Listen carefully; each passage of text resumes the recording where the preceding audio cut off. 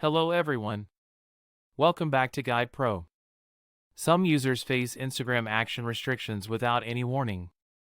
Features stop working, but no notification appears. This happens because Instagram applies silent restrictions.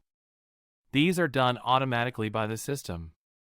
First, check if likes or follows are failing.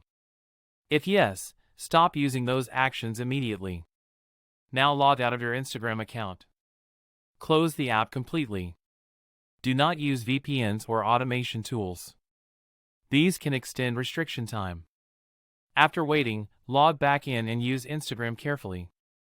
Avoid repeated actions for some time. You can also check Instagram troubleshooting help. Open Chrome and type Instagram actions restricted without warning. Open the troubleshooting website result. Read the information carefully. Scroll down and tap on Report a problem if required.